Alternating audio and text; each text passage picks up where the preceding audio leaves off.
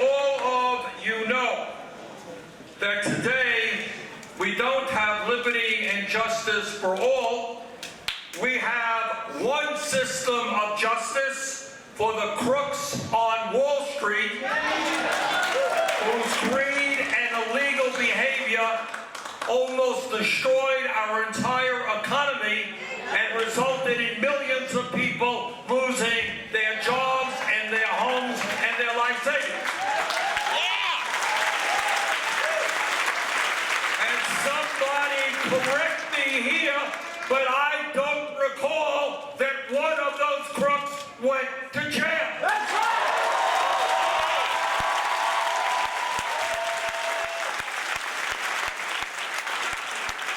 But then we have a different system of justice for a kid who smokes marijuana or another kid who steals a pair of sneakers.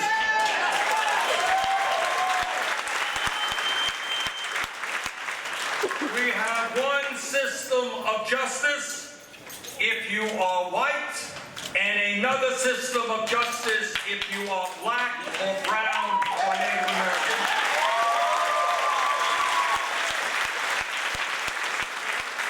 We need a Teddy Roosevelt to split up the big antitrusts. We need to do that again. And we need to get money out of politics. So that's the way people always say, well, Jimmy, what's your solution to fix all this? You got to break up the big corporations. And then I mean, we're bombing again. We've been nonstop bombing. And, you know, they tell us that we're supposed to be afraid of the Muslims because it's their religion that makes them crazy killers, right? That's right. Although there's millions of Muslims living in America and they're not killing us ever. Maybe it's because we're bombing. You know, if we found out there was oil in Salt Lake City and we started bombing it for 30 years straight, there'd be a lot of Mormon terrorists. That's right. And we'd find, oh my gosh, there's not oil here. There's only salt. So that's the problem. We always have bomb money, but we're firing teachers, right? As soon as the economy crashes, they fired teachers because that's what gets you out of a depression, dumber kids, right, Dan? That's what really... Well, you know, then there's also this discussion about socialism, is that most people don't even understand what it means. You know, they think, okay, there's National Socialism, okay? It exists in Scandinavia, okay? It exists in Germany, it exists in where my family's from, in Switzerland. Okay, in the 21st century, yes, it was National Socialism in the 1930s in Italy and in Germany.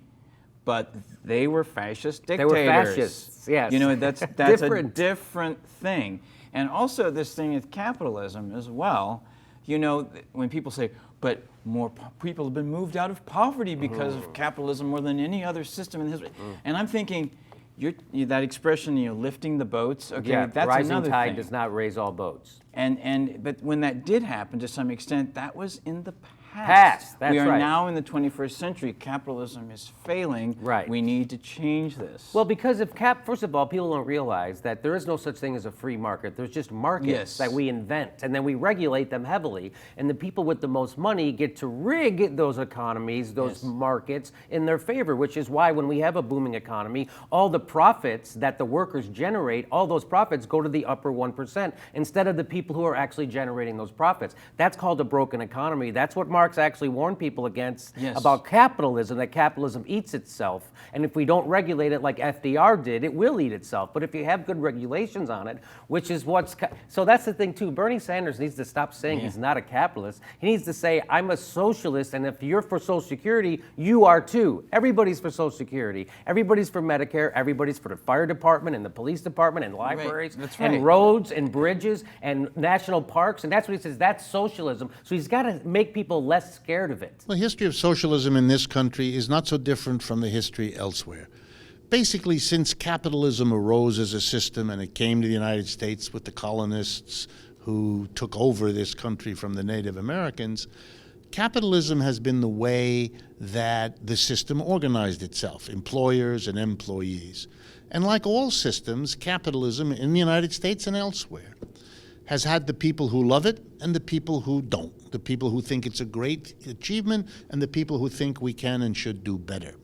The folks who think we can and should do better, over time, adopted a name for themselves, and the name was socialists. Their idea was capitalism is a system set up for a minority of people, the few who own the factories, the offices, the stores, who are in a position to decide what gets produced and what gets done with the profits.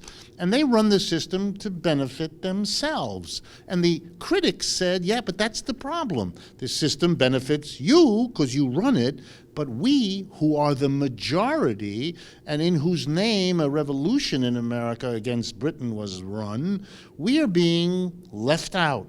So we want the whole society to benefit, not just you, and so they took the name socialists. They did it in Europe, they did it here. And so the irony of it is that socialism is capitalism's shadow.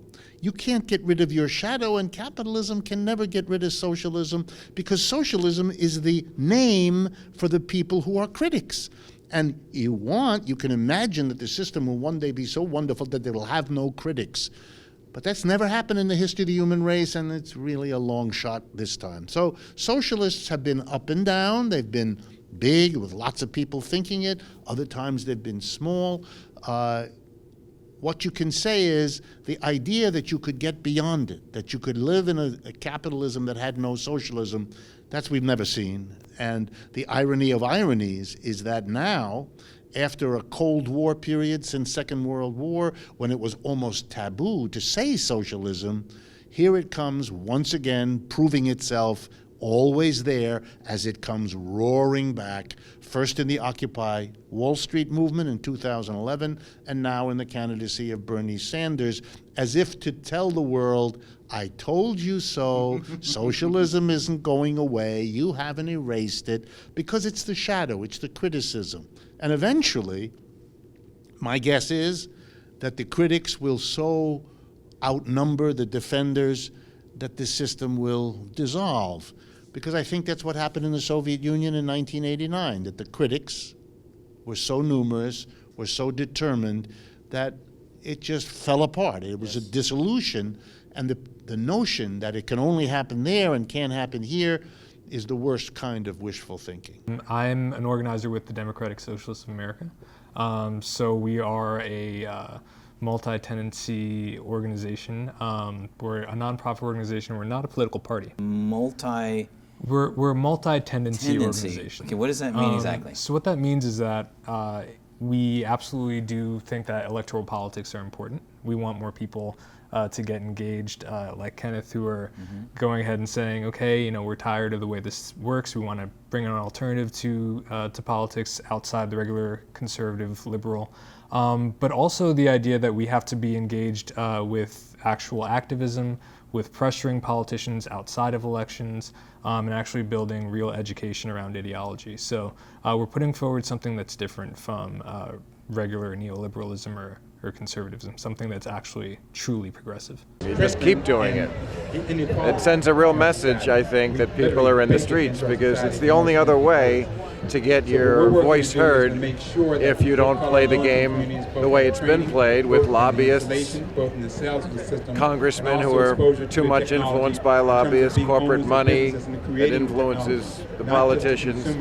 This is really the only alternative, so don't let them convince you to come inside, put on a suit, and hire a lobbyist. That's how you lose. This is how you win. So my congratulations to you. All modern societies that work, I'm thinking of governments in Europe that function more smoothly than ours, that take care of their citizens, they're a hybrid of capitalism and socialism. Obviously, America is also.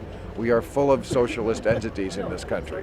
Even the teabaggers don't want to get rid of Social Security. They want their Medicare. They want their farm subsidies. They want their mortgages through the government. The bankers, they certainly take more handouts than anybody. But it has to be done in a fair way, and it has to be done in a way that works for everybody. I know we're streaming live right now, so I'm talking to folk right now who are not here.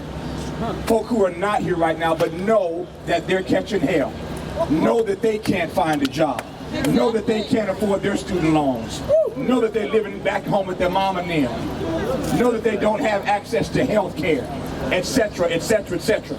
If you have a legitimate grievance, this is where you need to be. And I'm convinced that if we keep making enough noise, somebody's got to start asking questions about what does matter to us. The worst thing you can do to a human being is to make him or her feel invisible, to make them feel disposable, to make them feel like they're a calculation or they are an afterthought. And there's too much of that in this country. The humanity of too many people is being contested every day. What we are fighting against is the contestation of the humanity of too many Americans of all races, colors, creeds, etc.